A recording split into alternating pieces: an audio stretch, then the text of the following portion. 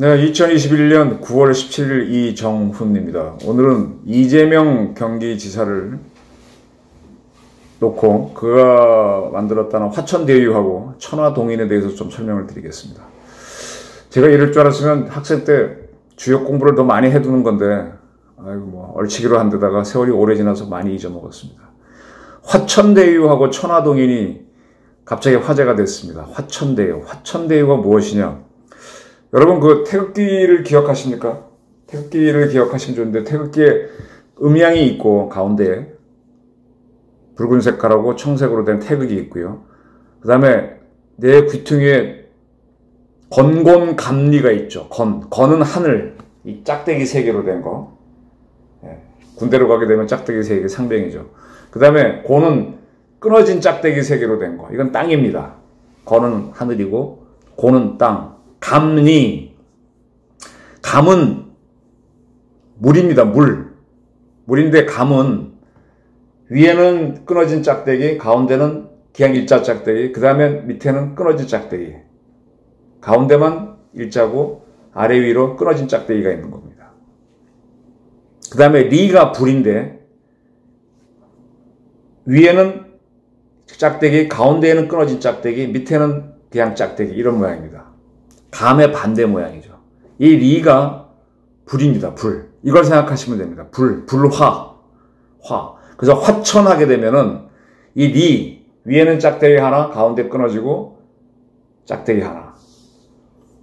그거하고 아까 그 하늘을 제가 건이라고 그랬는데 건깨를 합친 게 바로 화천입니다. 화천대유. 주역은 음양 2개를 가지고 그거를 끊어진 거, 끊어지지 않은 거, 이 2개를 가지고 음양을 가지고 3개를 섞습니다. 그래서 그걸 가지고 이제 건공감리 뭐 이렇게 쭉 만들면 건건감리, 손감, 간곤 해가지고 어쨌든 8개의 괴를 만들고 그거 갖고 다시 88, 64효를 만듭니다. 64괴라고 하나요? 그 중에 이제 그 아까 말한 대로 불을 나타내는 리괴에다가 밑에다가 하늘을 나타내는 건괴를 쓰게 되면은 불과 하늘이 같이 있는 모양이 되는 거죠. 그걸 대유라고 표현합니다. 화천대유. 하늘에는 뭐가 있습니까? 태양이 있죠. 태양이 있는 게 바로 화천입니다. 천하를 다 먹겠다는 게 화천이죠. 그래서 큰 대자에다가 있을 유자를 풀이합니다. 화천대유 그러면 하늘의 기운을 받아서 천하를 얻는다. 즉 대통령이 된다. 그런 풀입니다.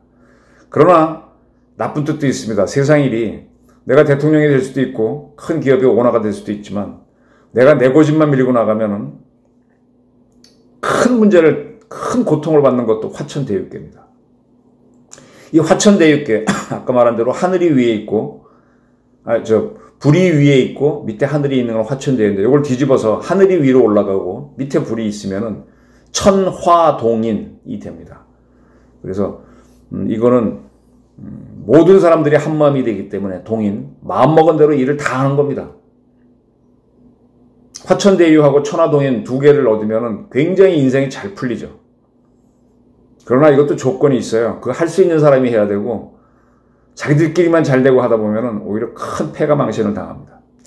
이 화천대유계에서 크게 얻는다. 큰 대자. 그 다음에 천화동인에서 한 가지 동자를 따게 되면 대동이라고 합니다. 중국에서 주역을 풀 때, 여러 가지 풀 때 대동사회, 소강사회 이렇게 푸는 경우가 있죠. 대동을 영어로 풀이할 때 유토피아라고 그럽니다. 유토피아. 대동단결하자 이렇게 얘기하는데 모두가 하나가 되는 것이 대동이죠. 그러면 대동을 이루게 되면은 하는 일이 다 잘 되죠. 그래서 천화대유, 천화동인 2개의 범인을 만들어서 성남의 뜰인가요? 그렇게 해서 부동산 사업을 해서 번 돈 가지고 천하를 얻겠다라는 게 이재명의 마음이었던 거죠. 네, 그래서 화천대유라고 하는 자산관리사가 성남시 대장동에 아파트를 짓는 사업에 시행사로 들어갔는데 지분은 1%밖에 안 되는데 577억이라는 배당을 받았다라는 게 지금 화제가 되고 있죠. 근데 이 화천대유의 고문으로 바로 이 사건과 관련해서 재판을 맡았던 권순일 전 대법관이 고문으로 있다는 겁니다. 네. 그리고 이게 터져 나오자 지금 이재명 씨는 굉장히 화를 내고 이 보도를 주도한 조선일보는 손을 떼라 이런 얘기를 하고 있습니다. 굉장히 중요한 게 들킨 것처럼 화를 엄청 내고 있죠. 조선일보는 손을 떼라. 언론은 하지 말라 그런 얘기인데 지금 똑같은 현상이 조성은 씨하고 그다음에 박지원 국정원장 관계에서도 드러나고 있습니다. 박지원 씨는 호랑이 꼬리를 밟았다 뭐 이런 얘기를 하면서 박지원 게이트를 얘기한 누구죠? 윤석열 씨 측에 아주 강한 경고를 얘기하면서 내가 너희 비리를 알고 있다 또 주장도 하고 뭐 갖가지 위협을 했죠. 똑같은 현상을 지금 이재명 씨도 하고 있습니다. 언론에 대해서 손을 떼라라는 얘기를 하고 있습니다. 왜 이럴까요? 물론 그건 앞으로 더 조사를 해봐야 나오겠지만 특히 이제 이렇게 언론이 뭐가 하는 거에 대해서 누군가가 공박을 하는 거에 대해서 이런 식으로 나오는 거는 굉장히 이거는 뭐라 그럴까 억압적입니다. 아주 너는 입 닥쳐 내가 오너야 너 입 닥쳐 이러는 건데 뭔가 들켰을 때 하는 특징이죠. 이재명 씨는 아시는 분은 알겠지만 저 63년생으로 지금 64년생으로 나와 있죠. 근데 본인의 정확한 사주를 밝힌 바가 없고 그 사주가 아니라고 밝히고 있습니다. 본인이 지금 공개적으로 쓰고 있는 64년생 그 생년월일은 어린 시절에 어머니도 그분의 생일을 모른다 그러셨죠. 이재명 씨를 봤던 외갓집 사람이 이 훗날 큰 인물이 될 것이다. 그렇다면 이 아이의 사주는 이럴 것이다 라고 얘기한 거를 받아들여서 64년 매돌생으로 되어 있는 그걸 자기 생일로 하고 있습니다. 실제로는 1년 더 빠르다고 하죠. 그래서 이재명 씨의 정확한 사주는 모르는데 그분이 지금 대권에 많이 접근해 있습니다. 근데 이분이 관련됐을 거로 보이는 한 법인을 만드는데 시행사를 만드는데 자산관리사를 만드는데 화천동인 이게 뭐냐 천하를 먹겠다는 괴입니다. 그리고 그 자회사로 또 천화동인계를 쓰는 주역에서 64궤 중에 각각 다 천하를 먹을 수 있는 그런 궤를 쓴 회사를 차려서 사업을 했습니다. 그런데 굉장히 많은 배당을 받았습니다. 별로 투자도 하지 않고. 그리고 여기에는 우리 인터넷 매체로 시작한 꽤 유명한 언론사 사주를 지낸 분이 이 회사의 대표를 맡았고 거기에 고문으로는 바로 이 사건과 관련해서 재판이 벌어졌을 때 대법원에서 최종적으로 무죄 판결을 할 때 참여했던 권순일 씨가 고문으로 들어가 있습니다. 그러면 이 천하를 꾀하는 사람들은 참 많은 걸 갖춰야 되죠. 그래서 제가 이렇게 그전에 몇 번 말씀드렸지 않습니까? 김일성 사망을 옛날에 제가 역술인들, 그건 주역하는 분들, 그 다음에 무속인들은 점 보는 사람들을 상대로 쭉 취재를 해서 그때 그게 맞춰갖고 화제가 됐는데 그때 보니까 정치인들이 굉장히 많은 이분들을 만나더만요. 참고도 하고 하기야 논두렁 전기라도 받아야 한 자리 하는 거니까 애를 쓰는 걸 봤는데 아주 노골적으로 발음하기도 힘드네. 화천동인, 화천대유, 천화동인, 천화 불합자입니다.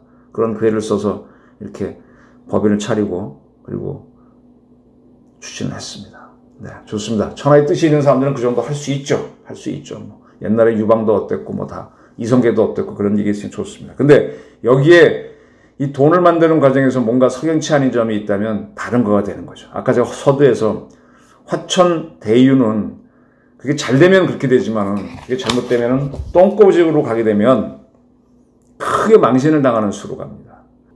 하늘에 태양이 떴는데 태양이 태양값을 못하거나 어떤 일식을 당하거나 하게 되면은 큰 일이 생기는 거랑 비슷합니다. 그리고 항상 하늘에 해가 떠 있다고 해서 좋은 게 아니라 비도 오고 눈도 오고 그건 아무도 모르죠.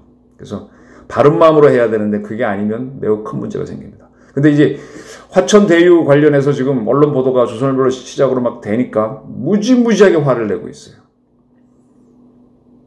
저는 쭉 이렇게 기자 생활하면서 사람들을 볼 때마다 이 대인이 아는 사람들은 큰 정치 하지 마라. 대인이 아는 사람들은 큰일 하지 말라는 걸 혼자 많이 발견하고 있습니다. 대인이 아닌 사람들이 그 자리에 가게 되면 자리가 너무 커서 본인이 감당을 못 하더라고요. 대인은 대인이 감당해야 될 고통이 있습니다. 그냥 묵묵히 있고 누가 찔러도 아따고 이러고 가만히 있어야지. 아따고 하고 뻘떡 일어나면은 천하가 놀래갖고 세상이 뒤집어지면서 그가 바라는 세상이 안 만들어집니다.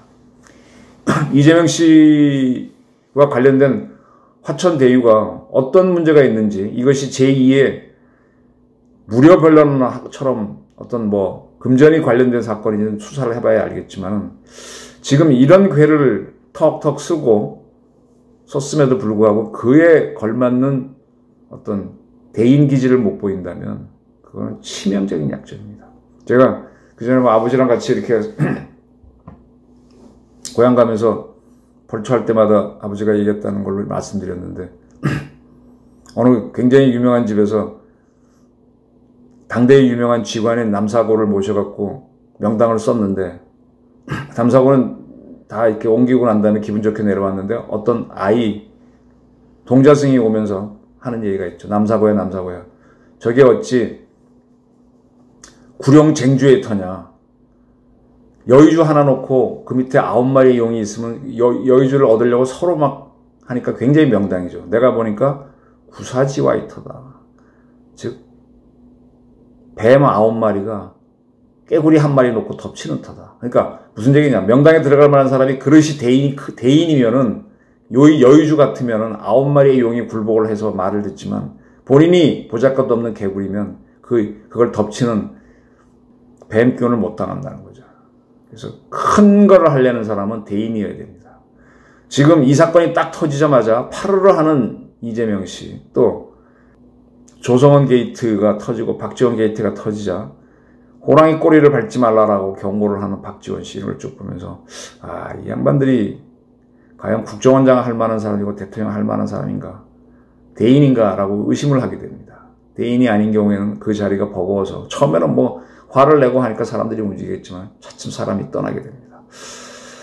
흥미로운 사건이 벌어졌어요. 이재명의 운명은 어떻게 될까? 저렇게 조선일보에서 손을 떼라라고 오만하게 얘기하는 이재명, 어떤 운명을 맞을까 궁금하고요. 박지원 씨, 정치구단이라고 하는데 어떤 운명을 맞을지 한번 지켜보시기 바랍니다.